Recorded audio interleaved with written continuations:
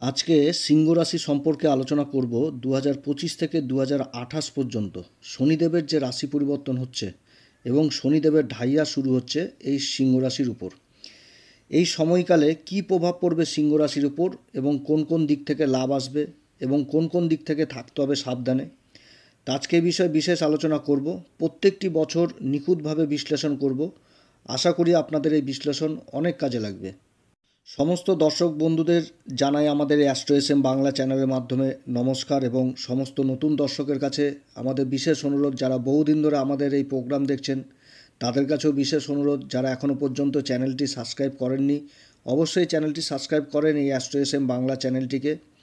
এই চ্যানেলের সঙ্গে থাকুন, জ্যোতিষীয় সম্পর্কিত অনেক তথ্য জানতে পারবেন, নিজের কুষ্টি নিজে দেখাও শিখতে পারবেন। আজকে যে সিংহ রাশি সম্পর্কে আলোচনা করব এর ফলাফল আপনারা চন্দ্ররাশি অনুসারেই দেখবেন। এই আলোচনাটি আজকে দেবগুরু বৃহস্পতি, রাহু এবং শনিকে নিয়ে আলোচনা করব, কারণ এই তিনটি গ্রহের প্রভাব সবথেকে বেশি থাকে এক একটি রাশির উপর। বর্তমান সময়ে সিংহ রাশির ক্ষেত্রে শনিদেব সপ্তম ঘরে অবস্থান করছে নিজের কুম্ভ রাশিতে, এবং রাশির উপর শনিদেবের সপ্তম দৃষ্টি পড়ছে। বৃহস্পতি অবস্থান করছে কর্মের ঘরে বৃষ রাশিতে, রাহু অবস্থান করছে অষ্টম ঘর মীন রাশিতে, এবং কেতু অবস্থান করছে রাশির দ্বিতীয় ঘর কন্যা রাশিতে। শনি এবং রাহুর অবস্থান সিংহ রাশির জন্য কোনোভাবে ভালো না, তবে দেবগুরু বৃহস্পতির অবস্থান যথেষ্ট ভালো সিংহ রাশির জন্য।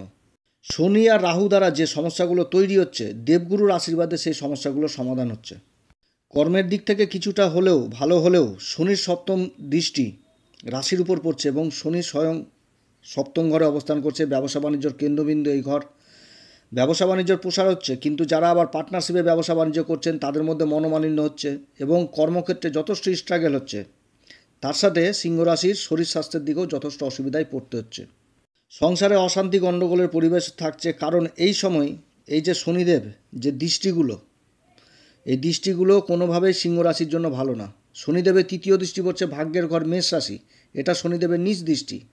রাশির উপর আবার দৃষ্টি পড়ছে সপ্তম দৃষ্টি, এটাও কোনোভাবে ভালো না। আবার দশম দৃষ্টি হচ্ছে রাশির সুখের ঘর বৃশ্চিক রাশি, এটাও শত্রু দৃষ্টি, এই দৃষ্টিটাও ভালো না। যার জন্য সিংহ রাশির প্রত্যেকটি ক্ষেত্রেই কিছু না কিছু সমস্যার সম্মুখীন হয়ে চলেছে। কোনো কাজ বাধা ছাড়া সম্পূর্ণ হচ্ছে না। কর্মের ঘরে দেবগুরু বৃহস্পতি রয়েছে, বাধার পরেও কর্মের গতি আসছে, কিন্তু প্রত্যেকটা বাধার সম্মুখীন হতে হচ্ছে এই সিংহ রাশিকে, অর্থাৎ কোনো কাজ একেবারে সম্পূর্ণ হচ্ছে না। এবারে 2025 শনিদেব মার্চের শেষের দিকে রাশি পরিবর্তন করে প্রবেশ করবে কুম্ভ রাশিকে ছেড়ে মীন রাশিতে। মীন রাশিতে প্রবেশ করবে, আর সিংহ রাশির উপর শনিদেবের ঢাইয়ার প্রভাব শুরু হবে। মীন রাশিতে এই সময় অবস্থান করবে রাহু, অর্থাৎ মীন রাশিতে শনিদেবের সাথে রাহুর জুতি তৈরি হবে, যেটা সিংহ রাশির ক্ষেত্রে অষ্টম ঘর। এই জুতির বিশেষ প্রভাব পড়বে এই সিংহ রাশির উপরে, আর এর প্রভাব থাকবে মে মাস পর্যন্ত, অর্থাৎ এই 2 মাস যথেষ্ট সাবধানে থাকতে হবে সিংহ রাশিকে। খুব বুদ্ধির সাথে চলতে হবে, খুব সাবধানে চলতে হবে, ধৈর্য ধরে চলতে হবে, কারণ শনির আর রাহুর যে জুতিটা তৈরি হচ্ছে, আবার তারপর আবার ঢাইয়ার প্রভাব শুরু হবে। ঢাইয়ার প্রভাব শুরু হয়েছে সিংহ রাশির ক্ষেত্রে, যার জন্য খুব সাবধানে চলতে হবে। সিংহ রাশির ক্ষেত্রে শনিদেব অষ্টম ঘরে অবস্থান করছে, অষ্টম ঘরে অবস্থান করে বিপরীত রাজযোগও তৈরি হচ্ছে। শনিদেব ষষ্ঠ ঘরের অধিপতি এবং সপ্তম ঘর, যেটা ব্যবসা বাণিজ্যের কেন্দ্রবিন্দু, এই সপ্তম ঘরের অধিপতি হয়ে অষ্টম ঘরে গোচর করছে। অতএব যারা পার্টনারশিপে ব্যবসা বাণিজ্য করছেন তারা কিন্তু নিজেদের মধ্যে বন্ধুত্ব আচরণ রেখেই কাজকর্ম করবেন, তাহলে যথেষ্ট ভালো হবে। আবার নিজের জীবন সাথীর উপর যথেষ্ট খেয়াল রাখতে হবে, কোনোভাবেই মতবিরোধের পরিস্থিতি যেন না তৈরি হয়। তার উপর জীবন স্বাস্থ্য শরীর স্বাস্থ্যের উপরও যথেষ্ট খেয়াল রাখতে হবে, নিজের শরীর স্বাস্থ্যের উপরও যথেষ্ট খেয়াল রাখতে হবে এই সময়কালে। কারো সাথে এই সময় বাকবিতণ্ডায় কোনো রকমভাবে জড়িত হয়ে যাবে না। মোট কথা এই 2 মাস যথেষ্ট সাবধানে থাকতে হবে, যতক্ষণ পর্যন্ত রাহু অবস্থান চেঞ্জ না হচ্ছে। এরপর মে মাসের শেষের দিকে রাহু রাশি পরিবর্তন করবে, প্রবেশ করবে কুম্ভ রাশিতে, এবং এখানে 2026-এর ডিসেম্বর পর্যন্ত অবস্থান করবে, যেটা সিংহ রাশির ক্ষেত্রে সপ্তম ঘর। তার সাথে কেতু অবস্থান করবে রাশির উপর, এবং আবার সিংহ রাশির কারক গ্রহ দেবগুরু বৃহস্পতি এই মাসেই আবার রাশি পরিবর্তন করবে, প্রবেশ করবে বৃষ রাশি থেকে মিথুন রাশিতে। আর 2025-এর মে মাস থেকে অবস্থান করবে 2026-এর মে মাস পর্যন্ত এই মিথুন রাশিতে। এবার কি হচ্ছে সিংহ রাশির ক্ষেত্রে, যে রাহুকে বলা হয় শনির সমান ফল দেয়, শনিবধ রাহু। তাহলে রাহু যে শনির ঘরে অবস্থান করছে, তাহলে শনিকেও প্রভাবিত করবে এই সময়, তাহলে শনির বলেও যথেষ্ট বৃদ্ধি হবে। অর্থাৎ এই সময় সিংহ রাশিকে যত রকম ডিস্টার্ব করবে এই রাহু আর শনি। কিন্তু দেবগুরু বৃহস্পতি এবার সিংহ রাশির ক্ষেত্রে পক্ষে চলে এসছে। এইখানটাতে কিছু কিছু জিনিস যেটা বুঝার মতন, শনিদেবের ঢাইয়া শুরু হলো, শনি সাথে রাহুর জুতিও তৈরি হলো 2 মাসের জন্য, যার জন্য সিংহ রাশির অবস্থা একটু খারাপই হবে। যাই হোক, এবার দেবগুরু বৃহস্পতি যে রাশি পরিবর্তন করছে, তখন একটা ভালো পরিবর্তন সিংহ রাশির জন্য হতে চলেছে। কারণ এইখানে দেবগুরু বৃহস্পতির সাথে শনিদেবের একটা তৎকালীন মিত্রতা সম্পর্ক তৈরি হয়েছে। কারণ দেবগুরু বৃহস্পতির নবম দৃষ্টি পড়ছে কুম্ভ রাশির উপর, আর কুম্ভ রাশিতে অবস্থান করছে রাহু। তাহলে রাহুর উপর দৃষ্টি পড়ার দরুন রাহু এবার যথেষ্ট ভালো ফল দেবে। এবং এই সময় যেহেতু কুম্ভ রাশির উপর দেবগুরু বৃহস্পতির নবম দৃষ্টি পড়ছে, আর কুম্ভ রাশির অধিপতি শনিদেব দেবগুরু বৃহস্পতির রাশি মীন রাশিতে অবস্থান করছে, তাহলে এখানটাতে একটা তৎকালীন মিত্রতা সম্পর্ক তৈরি হয়েছে। আর দেবগুরু বৃহস্পতি লাভের ঘর একাদশ ঘর মিথুন রাশিতে অবস্থান করছে, তাহলে সিংহ রাশির জন্য যথেষ্ট ভালো ফলে এই সময় দিবে। আবার শনিদেব, এই যে পরিবর্তনটা হলো শনিদেবের 2025-এ, এই পরিবর্তনে তৃতীয় দৃষ্টি পড়ছে শনিদেবের বৃষ রাশির উপর, যেটা কর্মের ঘর সিংহ রাশি, এবং সপ্তম দৃষ্টি পড়ছে রাশির দ্বিতীয় ঘর, যেটা ধনসম্পত্তির ঘর, মুখের বাণীর ঘর কন্যা রাশি, এবং দশম দৃষ্টি পড়ছে রাশির পঞ্চম ঘর ধনু রাশিতে। তাহলে এই যে দৃষ্টিগুলো, প্রত্যেকটা দৃষ্টিই কিন্তু ভালো। এর আগের দৃষ্টিগুলো তো ভালো ছিল না। এর মধ্যে বৃষ রাশিতে যে দৃষ্টিটা পড়ছে আর কন্যা রাশিতে যেটা পড়ছে সেটা মিত্র দৃষ্টি, আর গুরুর রাশি ধনু রাশিতে দৃষ্টি পড়ছে, এটা সমদৃষ্টি। তাহলে কি হচ্ছে যে গুরুদেবের রাশি মীন রাশিতে অবস্থান করছে, আর দশম দৃষ্টি পড়ছে যে ধনু রাশির উপর। আবার দেবগুরু বৃহস্পতি একাদশ ঘর লাভের ঘরে বসে তার পঞ্চম ঘরে এই ধনু রাশিকেই দেখছে। আর এই পঞ্চম ঘর হচ্ছে মা লক্ষ্মীর স্থান, যেটাকে বলা হয়। অর্থাৎ শনিদেবের যে ঢাইয়ার প্রভাব 2025 সালের মে মাস থেকে 2026 সালের মে মাস পর্যন্ত অতটা প্রভাব ফেলতে পারবে না শনিদেব এই সিংহ রাশির ক্ষেত্রে। শনি যখন দেবগুরু রাশিতে অবস্থান করে, তখন তার ফলে সেই ঘরের ফলে কিন্তু বৃদ্ধি করে দেয়। তবে সবার ক্ষেত্রে যে সেটা সমান হবে সেটাও না। কারোর জন্মকুষ্ঠিতে হয়তো শনির অবস্থান খুব খারাপ অবস্থায় রয়েছে, রাহু খুব খারাপ অবস্থায় রয়েছে, তাহলে কিন্তু এর ফলগুলো যথেষ্ট কমে যাবে এবং বিপরীত অবস্থান তৈরি হবে। তবে এই যে সময়টা বললাম, এই সময় যে গ্রহদের অবস্থান, সেটা কিন্তু সিংহ রাশির যথেষ্ট ফেভারে। একাদশ ঘর হচ্ছে আমাদের লাভের ঘর, দেবগুরু বৃহস্পতি এই ঘরে অবস্থান করছে, তাহলে একাধিক লাভের রাস্তা তৈরি হবে। আমাদের যত রকম ইচ্ছা, সেই সমস্ত ইচ্ছাপূর্তি তো একাদশ ঘর থেকে হয়। তাহলে দেবগুরু বৃহস্পতি এই যে একাদশ ঘরে অবস্থান করছে, তাহলে সিংহ রাশির ক্ষেত্রে যত ইচ্ছা আছে সব পূরণ করবে এই সময়। আবার একাদশ ঘর হচ্ছে বড় ভাই বোনদের ঘর, তাদের সাথেও সম্পর্ক যথেষ্ট ভালো হবে, এবং তারা যেই কর্মে যুক্ত থাকবে সেই কর্মেও যথেষ্ট উন্নতি হবে। এবং দেবগুরু বৃহস্পতির পঞ্চম দৃষ্টি পড়ছে রাশির তৃতীয় ঘর তুলা রাশিতে, অর্থাৎ এ সময় দেবগুরু বৃহস্পতি পরাক্রম করাবে, যথেষ্ট পরাক্রম হবে এই সময়। পরাক্রম পুরুষার্থ এই সমস্ত যথেষ্ট বৃদ্ধি পাবে। যারা মিডিয়া সেক্টরে রয়েছেন তাদের জন্য বিশেষ ভালো হবে এই সময়কাল। যারা সেলসের কাজে যুক্ত রয়েছেন তাদের জন্য যথেষ্ট ভালো হবে। যারা আইটি সেক্টরে রয়েছেন, যারা কম্পিউটার ডিপার্টমেন্টে রয়েছেন, যারা সফটওয়্যারের কাজ করছেন, সফটওয়্যার ইঞ্জিনিয়ারিং যারা করছেন, তাদের জন্য যথেষ্ট ভালো এই সময়। দেবগুরু বৃহস্পতি লাভের ঘরে অবস্থান করে নিজের ঘর, পঞ্চম ঘর যেটা ধনুরাশি, এই নিজের ঘরকেই দেখবে। আর শাস্ত্র বলে যখন গ্রহ নিজের ঘরকে দেখে তো সেই ঘরের ফলে বৃদ্ধি করে দেয়। অর্থাৎ সিংহ রাশির ক্ষেত্রে এই পঞ্চম ঘরটি হচ্ছে ধনুরাশি, আর এই পঞ্চম ঘর থেকে আমরা কি দেখি? সন্তান দেখি, শিক্ষা দেখি, প্রেম, ভালোবাসা, বিভিন্ন রকম কলা। অর্থাৎ এই সময়কালে সিংহ রাশির যে সমস্ত পিতামাতারা সন্তান সুখ থেকে বঞ্চিত ছিলেন বহুদিন, তাদের সন্তান লাভের যথেষ্ট ভালো সময়। যারা ট্রিটমেন্টের মধ্যে রয়েছেন তাদের ক্ষেত্রে সাকসেস হওয়ার প্রবল সম্ভাবনা রয়েছে। এবং তার সাথে যারা সন্তানের ভবিষ্যৎ নিয়ে চিন্তা করছিলেন, যে সমস্ত পিতামাতারা, এই চিন্তার অবসান ঘটবে। যারা কলা বিভাগের সাথে জড়িত রয়েছে তাদের বিশেষ উন্নতি রয়েছে। আবার যারা শেয়ার মার্কেটের সাথে জড়িত রয়েছে তাদেরও বিশেষ উন্নতি রয়েছে। তাহলে এই সমস্ত দিক থেকে দেবগুরু বৃহস্পতি যথেষ্ট সাহায্য করবে এই সিংহ রাশিকে। এই সময়কালে মনের মনস্কামনা পূরণ হবে। অর্থাৎ দেবগুরু বৃহস্পতির আশীর্বাদে সিংহ রাশি অনেক কিছু পেতে যাচ্ছে এই সময়। এবং নবম দৃষ্টি পড়ছে সিংহ রাশির ক্ষেত্রে সপ্তম ঘর কুম্ভ রাশিতে, যেখানে অবস্থান করছে রাহু। আর এই সপ্তম ঘরটি হচ্ছে আমাদের ব্যবসা বাণিজ্যের কেন্দ্রবিন্দু। তো এই ঘরে দৃষ্টি পড়ার দরুন এই সময় নিজের জ্ঞানের দ্বারা, নিজের বুদ্ধির দ্বারা ব্যবসা বাণিজ্য যথেষ্ট প্রসার পাবে। আবার যারা বিদেশের সাথে ব্যবসা বাণিজ্য করছে, কিংবা বিদেশেই কাজকর্ম করছে, কিংবা বিদেশে যাওয়ার চেষ্টা করছে কর্মসূত্রে, তাদেরও জন্য যথেষ্ট ভালো। যারা উচ্চশিক্ষার জন্য বিদেশে যাওয়ার চেষ্টা করছে তাদের জন্য যথেষ্ট ভালো। তবে আবার মনেও রাখতে হবে যে রাহু একটি পাপ গ্রহ, যার জন্য সংসারে কিছুটা হলেও অশান্তি একটা পরিবেশ থাকবে। অর্থাৎ এই সময় নিজের জীবনসাথীর সাথে কোনো কিছু করতে গেলে আলোচনা করে নিজেদের মধ্যে সমতা বজায় রেখেই কিন্তু চলতে হবে। যারা পার্টনারশিপে ব্যবসা করছেন তারাও কিন্তু নিজেদের এই নেগেটিভ জিনিসগুলোকে ত্যাগ করে একসাথেই কাজকর্ম করতে হবে, তাহলে যথেষ্ট ভালো ফল এই সময় পাবে। সিংহ রাশির ক্ষেত্রে রাহুর যে অবস্থান এটা কিন্তু নেগেটিভ অবস্থান, কিন্তু দেবগুরু বৃহস্পতির যে দৃষ্টিটা পড়ছে যার জন্য কিন্তু রাহু পজিটিভ ফল দিতে বাধ্য। কিন্তু এই যে সময়কাল, এই সময়কালে কোনো শর্টকাট পদ্ধতি মানে করতে যাবেন না, যে শর্টকাট পদ্ধতিতে কোনো কাজ করতে গেলাম, একটু বেশি লাভের আশায় কোনো একটা ফাঁদে পা দিয়ে দিলাম, কারো প্ররোচনায় পা দিয়ে দিলাম, তাহলে কিন্তু যথেষ্ট খারাপ ফল এই সময় পাবে। এই সময়কালে যথেষ্ট ধৈর্যের সাথে মাথা ঠান্ডা করে বুদ্ধি করে কাজকর্ম করতে হবে। অপরদিকে শনি অষ্টম ঘরে দেবগুরু বৃহস্পতি রাশিতে অবস্থান করছে, তারও নেগেটিভ প্রভাব রয়েছে। কর্মক্ষেত্রে কিন্তু সংঘর্ষ জিনিসটা বাড়িয়ে দেবে। কিন্তু দেবগুরু বৃহস্পতি যেহেতু লাভের ঘরে অবস্থান করছে, অর্থাৎ শনি যদি সংঘর্ষ বাড়ায় তাও কর্মক্ষেত্র থেকে যথেষ্ট লাভ পাবে। এরপরে দেবগুরু বৃহস্পতি 2026-এর মে মাসে রাশি পরিবর্তন করে প্রবেশ করবে সিংহ রাশিতে, সিংহ রাশির দ্বাদশ ঘর কর্কট রাশিতে, এবং এখানে 2027-এর মে মাস পর্যন্ত অবস্থান করবে। কর্কট রাশিতে দেবগুরু বৃহস্পতি উচ্চ হয়ে যায়, অর্থাৎ এই সময়কালে দেবগুরু বৃহস্পতি উচ্চ ঘরে অবস্থান করবে। আর শাস্ত্র বলে যখন গ্রহ উচ্চ ঘরে অবস্থান করে সেই স্থানে যথেষ্ট ফল শুভ ফলে বৃদ্ধি করে, এবং যেই ঘরে দৃষ্টি দিবে সেই ঘরের দৃষ্টিতেও মানে সেই ঘরে ফল বৃদ্ধি করবে। আর দেবগুরু বৃহস্পতি হচ্ছে সবথেকে শুভ গ্রহ আমাদের জ্যোতিষশাস্ত্র মতে, আর দেবগুরু বৃহস্পতির দৃষ্টিতে রয়েছে অমৃতধারা। তবে এবারে যে দৃষ্টিটা সেটা কিন্তু আবার অন্যরকম হতে যাচ্ছে। দেবগুরু বৃহস্পতি পরিবর্তন যখনই হবে তখনই কিন্তু রাহুর উপর থেকে আবার দেবগুরু বৃহস্পতির দৃষ্টি সরে যাবে 8 মাসের জন্য। রাহু 2026-এর ডিসেম্বর মাসে কিন্তু আবার রাশি পরিবর্তন করবে। তো রাহু সপ্তম ঘরে অবস্থান করবে আর কেতু রাশির উপর অবস্থান করবে, অর্থাৎ এই সময়কালে যথেষ্ট ধৈর্য ধরে সিংহ রাশিকে চলতে হবে, কারণ রাশির উপর কেতু অবস্থান করছে আর সপ্তম ঘরে রাহু অবস্থান করছে। তবে সবথেকে ভালো জিনিসটা হচ্ছে আবার এই সময়কালে যে দেবগুরু বৃহস্পতির নবম দৃষ্টি শনির উপর থাকবে।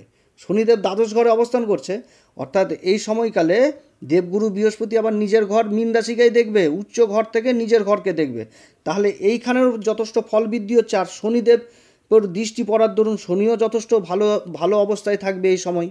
অর্থাৎ এই যে সময়টা, এই সময়টাতে কিন্তু শনিদেবের যে ঢাইয়ার প্রভাব, এই ঢাইয়ার প্রভাবটা কিন্তু থাকবে না, কারণ দেবগুরু উচ্চ অবস্থায় নিজের ঘরকে দেখছে, আর ওইখানটাতেই শনি যে বসে সিংহ রাশির ক্ষেত্রে ঢাইয়া মানে প্রভাব তৈরি করেছে।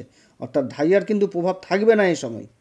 তবে রাহু আর কেতু যথেষ্ট ডিস্টার্ব করবে এই সিংহ রাশিকে, মনের মধ্যে ভ্রম তৈরি করবে। ব্যবসা বাণিজ্যে যারা পার্টনারশিপে ব্যবসা বাণিজ্য করছেন তাদের মধ্যে অশান্তির পরিবেশ তৈরি করবে, সমাজে একটা বিকৃতি প্রতিচ্ছবি তৈরি করবে।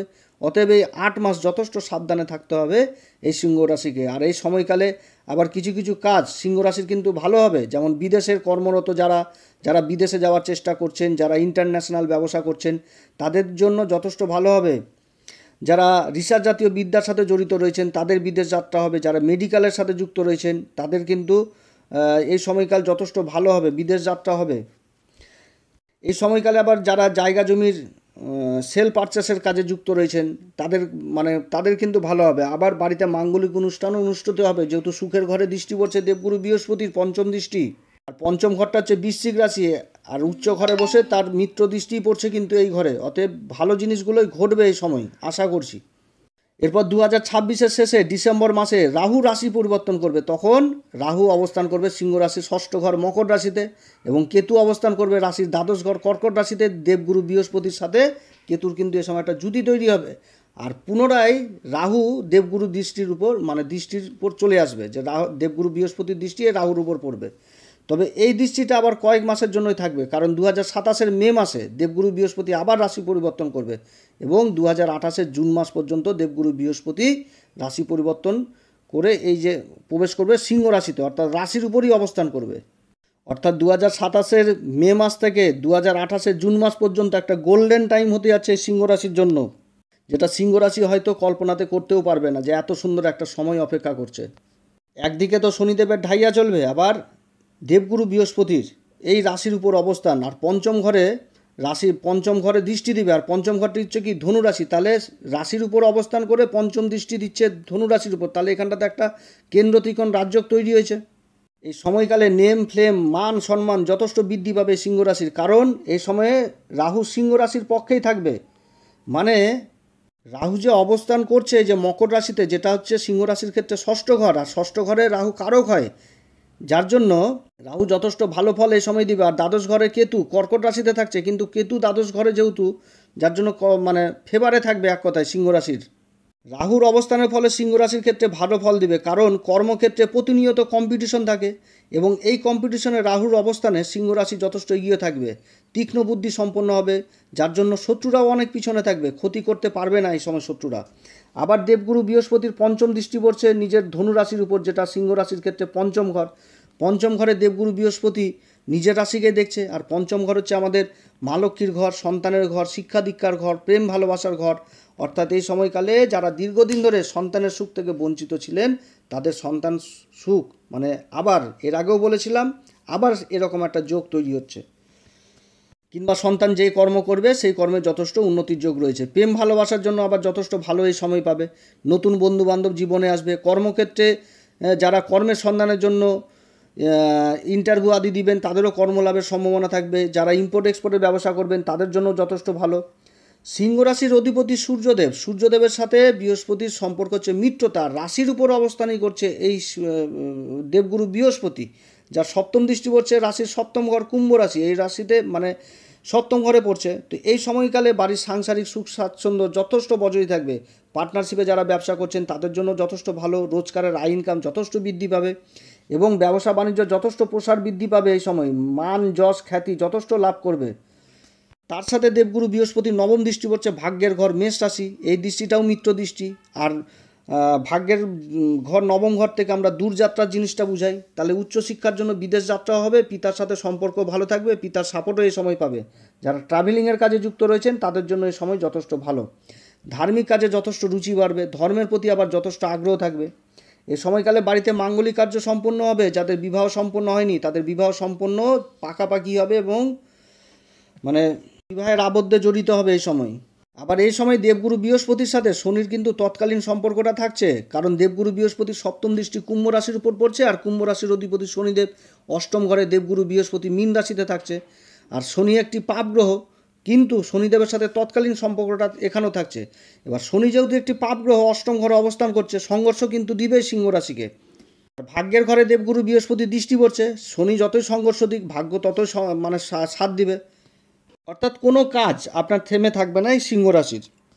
ভাগ্য যথেষ্ট সঙ্গ পাবে এই সময়। তো 2025 থেকে এই যে 2028 পর্যন্ত শনিদেবের যে অষ্টম ঘরে অবস্থান, অষ্টম ঘরে শনিদেব অবস্থান সংঘর্ষ অতিমাত্রায় দিবে, এটা একদম 100% সিংহ রাশিকে। সংঘর্ষ থাকবে, তবে দেবগুরু যে পরিবর্তনগুলো, এই পরিবর্তনগুলোতে শনিদেব যত সংঘর্ষ দিবে আর দেবগুরুর আশীর্বাদে কর্মক্ষেত্রে যথেষ্ট লাভ পাবে সিংহ রাশি। তবে শনিদেব যে শুধু সংঘর্ষ দিবে সেটাও না, অষ্টম ঘরে শনিদেব আধ্যাত্মিকের সাথে সিংহ রাশিকে মানে ভালো করে জুড়বে, আধ্যাত্মিক জ্ঞান দিবে, গভীর জ্ঞান লাভ করবে এই সময়। গুরুর রাশিতে অষ্টম ঘরে শনিদেব অবস্থান করছে, ভালো গুরুর সন্ধান পাবে, নিজের জীবনকে যথেষ্ট বুঝতে পারবে। অষ্টম ঘরে শনিদেবের কর্মের ঘরে দৃষ্টি পড়ছে, এই দৃষ্টিটা মিত্র দৃষ্টি, এবং ধনসম্পত্তির ঘরেও দৃষ্টি পড়ছে, এটাও মিত্র দৃষ্টি, কন্যা রাশি। আর পঞ্চম ঘরে দৃষ্টি পড়ছে যেটা হচ্ছে ধনু রাশি, এখানে সমদৃষ্টি। কিন্তু যেহেতু ঢাইয়ার একটা প্রভাব থাকছে, তো কর্মক্ষেত্রে কিন্তু একটা সংঘর্ষ জিনিস থাকবে, কিন্তু দেবগুরুর আশীর্বাদে সেটা কিন্তু অবশ্যই সমাধান হয়ে যাবে।